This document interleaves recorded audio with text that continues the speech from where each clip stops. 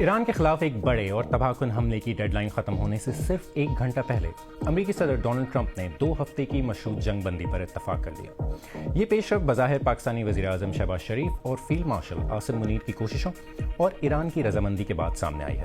ایران نے آبنہ ہرمز کو بھی عارضی طور پر کھولنے پر آمادگی ظاہر کی ہے۔ صدر ٹرمپ اور ایرانی قیادت دونوں اسے اپنی کامیابی قرار دے رہے ہیں، لیکن اصل سوال یہ ہے، کیا یہ جنگ بندی کسی مستقل امن معاہدے میں تبدیل ہو سکے گی یا یہ طوفان صرف وقتی طور پر تھما ہے؟ میں ہوں غضنفر حیدر اور آپ دیکھ رہے ہیں BBC نیوز اردو کا پروگرام جہانما۔ پروگرام میں آگے چل کے دیکھیے گا۔ ایران اور امریکہ کے درمیان جنگ بندی پر اتفاق کے باوجود اسرائیل کی لبنان پر رات گئے بمباری، جواب میں ایران نے بھی اسرائیل پر راکٹ داغے ہیں۔ اور دیکھیے گا کہ پاکستان کی جانب سے اس اہم ثالثی کے بعد انڈیا میں کیا رد عمل سامنے آ رہا ہے اور وزیر اعظم مودی کیوں تنقید کا نشانہ بن رہے ہیں۔ امریکی صدر ڈونلڈ ٹرمپ کی ایران کے خلاف جنگ بندی پر آمادگی پر دنیا نے سکون کا سانس لیا ہے۔ جنگ بندی کا اعلان ٹرمپ کی ڈیڈ لائن ختم ہونے سے 1 گھنٹہ قبل کیا گیا۔ ایران نے آبنہ ہرمز کو 2 ہفتے کے لیے کھولنے کی حامی بھی بھر لی ہے۔ ایرانی وزیر خارجہ عباس عراقچی کی جانب سے ایک سرکاری بیان جاری کیا گیا ہے، جسے ڈونلڈ ٹرمپ نے بھی اپنے ٹروتھ سوشل پر شیئر کیا۔ بیان میں عباس عراقچی نے کہا کہ اسلامی جمہوریہ ایران کی جانب سے میں اپنے معزز بھائیوں پاکستان کے وزیر اعظم شہباز شریف اور فیلڈ مارشل عاصم منیر کا تہہ دل سے شکریہ ادا کرتا ہوں، جنہوں نے خطے میں جنگ کے خاتمے کے لیے انتھک کوششیں کی ہیں۔ انہوں نے لکھا کہ وزیر اعظم شہباز شریف نے ایکس پر اپنی پوسٹ میں برادرانہ درخواست کی اور امریکہ نے 15 نکاتی تجاویز کے ساتھ مذاکرات کی درخواست کی۔ اس کے ساتھ ساتھ امریکی صدر نے یہ اعلان بھی کیا کہ وہ ایران کی جانب سے 10 نکاتی تجاویز کو مذاکرات کی بنیاد کے طور پر قبول کرتے ہیں۔ جنگ بندی کے اعلان کے بعد ادھر ایران کے دارالحکومت تہران میں بڑی تعداد میں لوگ سڑکوں پر نکل آئے۔ انہوں نے ایرانی جھنڈے اور اپنے سپریم لیڈر مجتبیٰ خامنہئی کی تصاویر اٹھائی ہوئی تھیں۔ جنگ بندی کے باوجود اب بھی خدشات موجود ہیں اور کل رات اسرائیل نے لبنان پر حملے کیے ہیں، جبکہ ایران نے اسرائیل پر۔ BBC کی لارن موس کی رپورٹ حسین عسکری پیش کر رہے ہیں۔ آپ یہ توقع نہیں کرتے کہ جنگ بندی اس طرح دکھائی یا سنائی دے گی۔ لبنان کے تیسرے بڑے شہر صدا کو الصبح نشانہ بنایا گیا۔ اسرائیل میں بھی آج صبح سائرن گونج رہے تھے۔ یہ ظاہر کرتا ہے کہ اس جنگ میں امن کا قیام کتنا نازک ہے۔ جیسے جیسے صدر ٹرمپ کی ڈیڈ لائن قریب آ رہی تھی، دنیا دم سادے دیکھ رہی تھی۔ سب سے زیادہ پریشانی ایران میں تھی، جہاں ہزاروں لوگ پلوں اور پاور پلانٹس پر انسانی زنجیر بنا کر حملے کا انتظار کر رہے تھے۔ اس سے پہلے صدر ٹرمپ نے خبردار کیا تھا کہ اگر ایران نے آبنہ ہرمز نہ کھولا تو پوری تہذیب مٹ جائے گی۔ آبنہ ہرمز سے عام طور پر دنیا میں تیل کی سپلائی کا 5واں حصہ گزرتا ہے، لیکن یہ 1 مہینے سے زیادہ عرصے سے مؤثر طور پر بند ہے۔ اور ڈیڈ لائن ختم ہونے سے کچھ دیر پہلے یہ اپ ڈیٹ سامنے آئی۔ ڈونلڈ ٹرمپ نے ٹروتھ سوشل پہ ایک فوری اور مشروط 2 ہفتوں کی جنگ بندی کا اعلان کیا،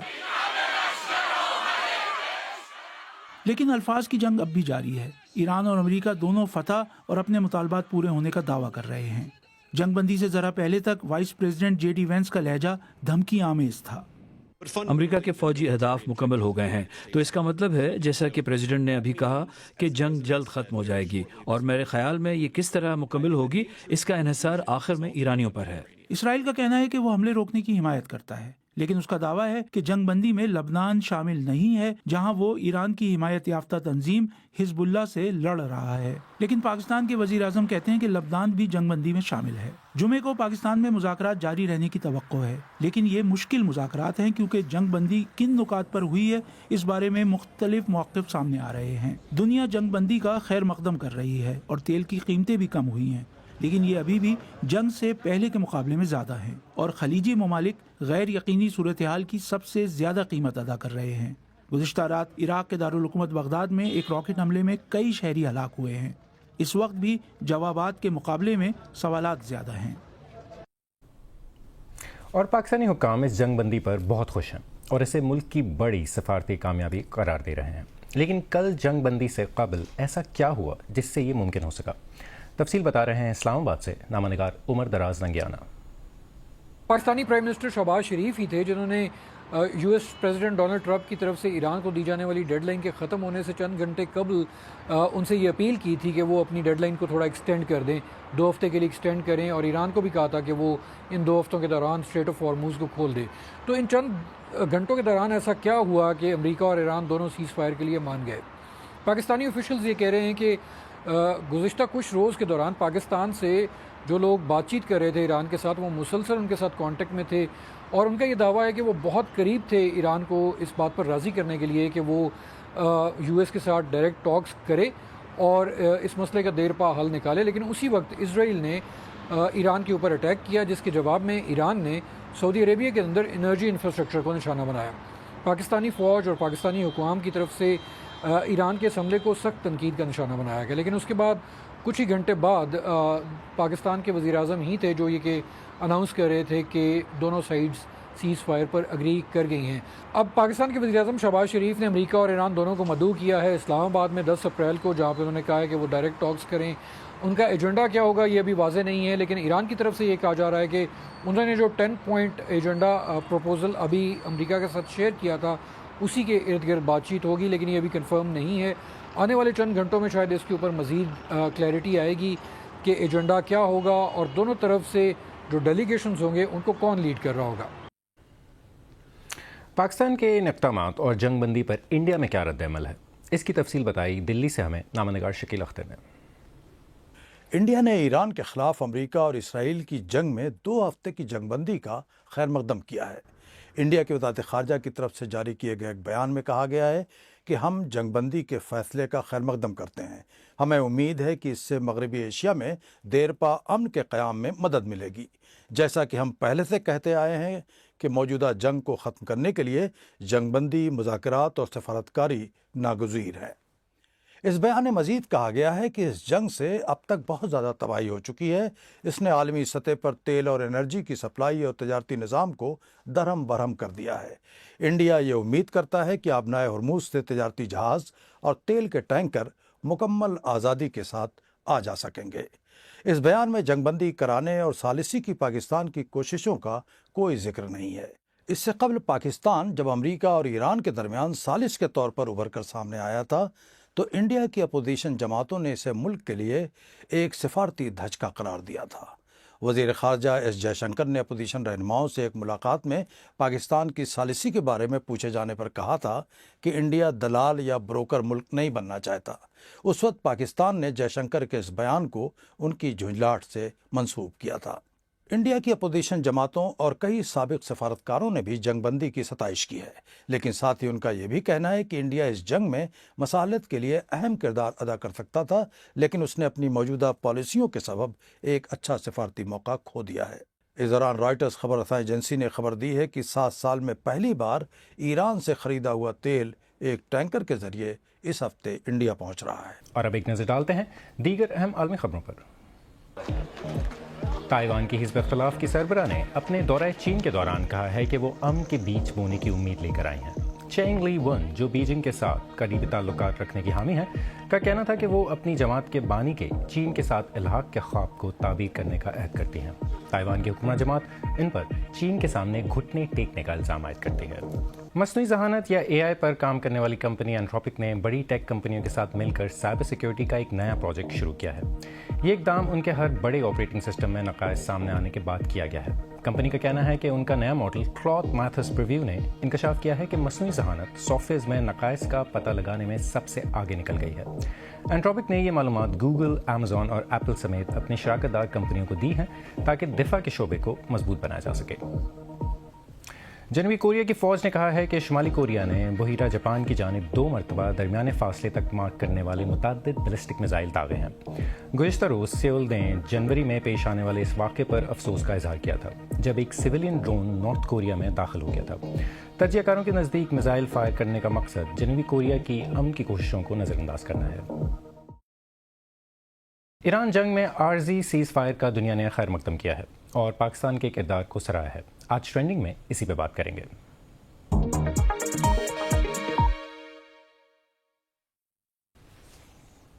جنگ بندی کے اعلان کے بعد امریکہ اور ایران نے اسے اپنی کامیابی قرار دیا ہے اور پاکستان کا شکریہ ادا کیا ہے۔ نیوزی لینڈ کے وزیر خارجہ ونسٹن پیٹرز نے ایکس پر لکھا کہ ہم پاکستان، ترکی اور مصر سمیت دیگر ممالک کی ان کوششوں کے شکر گزار ہیں جو اس بحران کے حل کے لیے کی جا رہی ہیں۔ جرمنی کے چانسلر فریڈرک مرز نے کہا کہ ہم پاکستان کی ثالثی پر شکریہ ادا کرتے ہیں۔ اب مقصد یہ ہے کہ جنگ کا مستقل خاتمہ مذاکرات کے ذریعے یقینی بنایا جائے۔ یورپی کمیشن کی صدر یورسولا وان ڈر نے کہا کہ یہ کشیدگی کم کرنے کے لیے نہایت ضروری پیش رفت ہے۔ میں پاکستان کی ثالثی پر شکریہ ادا کرتی ہوں۔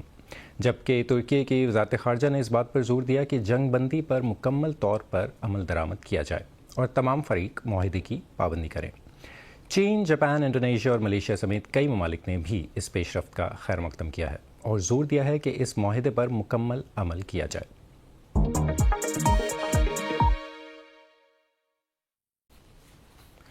گزشتہ رات عارضی جنگ بندی کی خبر کے باوجود ایران کے نئے سپریم لیڈر مجتبیٰ خامنہئی اپنے والد کی ہلاکت کے بعد سے نہیں دیکھے گئے ہیں۔ بڑے پیمانے پر قیاس آرائیاں کی جا رہی ہیں کہ وہ شدید بیمار ہیں۔ سوال یہ ہے کہ پھر ایران میں حکومت کی باغ ڈور کس کے ہاتھ میں ہے اور وہ مذاکرات کیسے کر رہے ہیں؟ ہماری چیف انٹرنیشنل رپورٹر لیز ٹوسیڈ نے یہی گتھی سلجھانے کی کوشش کی ہے۔ ایران کے آئینی رہبر اعلیٰ یعنی سپریم لیڈر مجتبیٰ خامنہئی، انہیں اپنے والد کی جگہ، جنہیں جنگ کے ابتدائی چند گھنٹوں میں قتل کر دیا گیا تھا، اس منصب کے لیے منتخب کیا گیا ہے۔ مجتبیٰ کی تصویریں تو جگہ جگہ نظر آتی ہیں، مثلاً ایسے سرکاری جلوسوں میں، مگر اس حملے کے بعد جس میں وہ زخمی ہو گئے تھے، نہ وہ خود نظر آئے ہیں اور نہ ہی ان کی آواز سنائی دی ہے۔ یہ معلوم نہیں کہ وہ کتنے شدید زخمی ہیں۔ جنگ شروع ہونے کے بعد سے اسرائیل اور امریکہ ایران کی سینئر قیادت اور اعلیٰ کمانڈروں کو ہلاک کر رہے ہیں۔ یہاں جن کی نشاندہی سرخ رنگ میں کی گئی ہے مار دیے گئے ہیں۔ ایران ان کی جگہ دوسروں کو لاتا رہا ہے تاکہ جنگ کے دھچکوں کے باوجود نظام حکومت چلتا رہے۔ ایران میں اختیارات اب سیاستدانوں، علماء اور کمانڈروں پر مشتمل ایک مخصوص حلقے کے اندر منقسم ہیں۔ ان طاقتور شخصیات میں شامل احمد واحدی سپاہ پاسداران انقلاب اسلامی یا IRGC کے نئے کمانڈر ان چیف ہیں۔ وہ ہمیشہ اسلامی جمہوریہ کے اہم ستون رہے ہیں اور جنگ کے دوران اب وہی فیصلے کر رہے ہیں، لیکن دوسرے بھی کردار ادا کر رہے ہیں۔ محمد باقر قالیباف پارلیمان کے اسپیکر اور IRGC کے سابق کمانڈر ہیں۔ وہ سخت گیر مگر حقیقت پسند ہیں، اور منتخب صدر مسعود پزشکیان اعتدال پسند ہیں مگر حقیقی اختیارات سے عاری۔ البتہ اس جنگ کو ختم کروانے کے لیے ثالثی کی کوششوں میں وہی رابطہ بنے ہیں، اور وزیر خارجہ ایران کے ٹاپ ڈپلومیٹ بھی مذاکرات میں شامل رہے ہیں۔ کہا جاتا ہے کہ وہ ان ایرانی حکام میں سے ایک ہیں جن کا نام قتل کی فہرست سے نکال دیا گیا ہے۔ 2028 میں لاس اینجلس میں ہونے والی سمر اولمپکس میں خواتین کے کھیلوں میں صرف حیاتیاتی خواتین یعنی بایولوجیکل فیمیل کھلاڑی حصہ لے سکیں گی۔ ان مقابلوں میں شرکت کی خواہشمند کھلاڑیوں کو اہلیت کی تصدیق کے لیے زندگی میں ایک مرتبہ ایک ٹیسٹ کروانا ہوگا۔ انٹرنیشنل اولمپک کمیٹی کا کہنا ہے کہ یہ فیصلہ انصاف اور حفاظت یعنی فیئرنس اینڈ سیفٹی کو مد نظر رکھ کر کیا گیا ہے۔ ہمارے اسپورٹس ایڈیٹر ڈین روون کی رپورٹ عمر آفریدی کی آواز میں۔ انٹرنیشنل اولمپک کمیٹی نے قواعد و ضوابط میں ایک بڑی تبدیلی کا اعلان کرتے ہوئے کہا کہ خواتین کے مقابلوں میں صرف وہ کھلاڑی حصہ لے سکیں گی جو حیاتیاتی اعتبار سے بھی زنانہ صفات کی حامل ہوں۔ وہ کہہ رہی ہیں، سائنسی شواہد بہت واضح ہیں، مردانہ کروموسومز ان کھیلوں میں بہتر کارکردگی میں مددگار ہوتے ہیں جن میں طاقت اور قوت برداشت کی زیادہ ضرورت ہوتی ہے۔ اولمپک کھیلوں میں فتح و شکست کا انحصار معمولی سے فرق پر ہوتا ہے، اس لیے حیاتیاتی مردوں کا خواتین کے زمرے میں مقابلہ کرنا منصفانہ بالکل نہیں ہے۔ خواتین کے زمرے کے لیے اہلیت کا فیصلہ زندگی میں ایک مرتبہ SRY جین کی جینیاتی جانچ کے ذریعے کیا جائے گا۔ یہ ٹیسٹ ٹرانسجینڈر خواتین کو جو حیاتیاتی لحاظ سے تو مرد ہیں مگر اپنی شناخت خواتین کے طور پر کرواتی ہیں، مقابلوں میں شرکت سے روکے گا۔ SRY جین انسانوں میں مردانہ خصوصیات کی تقویت کا باعث ہوتا ہے۔ سائنس 10 سال پہلے بھی یہی تھی، مگر افسوس ہے کہ اس وقت خواتین کے کھیلوں کو اتنا فضول سمجھا گیا کہ ہمیں منصفانہ قواعد و ضوابط کا حق نہیں دیا گیا۔ میں بہت خوش ہوں کہ خواتین کو ان کے کھیل واپس مل گئے ہیں۔ ویٹ لفٹر لوریر ہبارٹ پہلی العلان ٹرانسجینڈر خاتون بنی جنہوں نے اپنے جسم میں مردانہ ہارمون ٹیسٹوسٹرون کی سطح گھٹا کر 2020 کے ٹوکیو اولمپکس میں حصہ لیا تھا۔ لیکن خواتین باکسنگ میں ایک بڑا تنازع اس وقت سامنے آیا جب طلائی تمغہ جیتنے والی 2 باکسروں میں سے ایک الجزائر کی ایمان خلیف کو قرار دیا گیا۔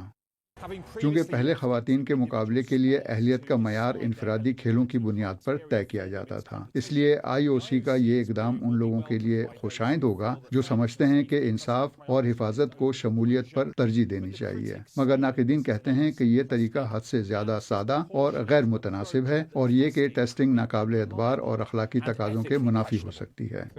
یہ ایسا ہے جیسے بادام توڑنے کے لیے بڑا ہتھوڑا استعمال کیا جائے۔ کھلاڑیوں کی پرائیویسی اور ٹیسٹ کی لاگت جیسے عملی مسائل موجود ہیں، مگر اہم خدشات بڑی تعداد میں لوگوں کے ٹیسٹ کرنے کے اخلاقی تقاضوں سے متعلق ہیں۔ ورلڈ ایتھلیٹکس نے، جنہوں نے گزشتہ سال جینیاتی صنفی ٹیسٹنگ متعارف کروائی تھی، اس فیصلے کا خیر مقدم کیا ہے۔ اور اب ایک نظر ڈالتے ہیں ہماری ویب سائٹ bbcurdu.com پر اور دیکھتے ہیں کہ اس وقت کون سی خبریں بہت زیادہ پڑھی جا رہی ہیں۔ مشرق وسطیٰ میں جاری اس جنگ پر ہماری لمحہ بلمحہ کوریج جو ہے وہ جاری ہے۔ تازہ ترین رپورٹس اور تجزیوں کے لیے آپ ہمارے لائیو پیج کا رخ کریں، جہاں آپ کو اس بڑے اور تیزی سے بدلتے ہوئے تنازع پر تازہ اپڈیٹس، رپورٹس، اور اس میں آپ کو تجزیوں کے خلاصے بھی ملیں گے، UGC کانٹینٹ اور تصاویر بھی ملیں گی۔ اس کے علاوہ آپ کو ہمارے یوٹیوب اور فیس بک پیج پر بھی مشرق وسطیٰ کے اس تنازع کی کوریج جو ہے وہ آپ کو وہاں ملے گی۔ یہ پروگرام آپ یوٹیوب پر دیکھ سکتے ہیں اگر آپ سے مس ہو جائے۔ اس کے علاوہ ہمارا دوسرا پروگرام سیربین بھی، جو ان ڈیپ پروگرام ہوتا ہے، وہ بھی آپ دیکھ سکتے ہیں۔ یہاں پہ اور بہت سے فیچرز بھی ہیں، شارٹس بھی آپ یہاں پہ دیکھ سکتے ہیں، اور لائیو سیشنز بھی ہم اپنے یوٹیوب چینل پہ لے کر آتے ہیں۔ آج BBC نیوز اردو کے پروگرام جہنما میں بس اتنا ہی۔ پروگرام میں شامل سٹوریز اور تازہ ترین خبروں کے لیے ہماری ویب سائٹ bbc.com/urdu پر آئیں۔ BBC نیوز اردو کے انسٹاگرام، ٹک ٹاک، یوٹیوب، فیس بک اور ایکس اکاؤنٹ کو فالو کریں۔ میں نے آپ کو ابھی بتایا کہ اگر یہ پروگرام آپ سے مس ہو جائے تو آپ اسے ہمارے یوٹیوب چینل پر آ کے دیکھ سکتے ہیں۔ ویسے یہ روز شام 7:30 بجے آج نیوز پر آتا ہے۔ وزن فیدر کو اجازت دیں، کل پھر ملاقات ہوگی۔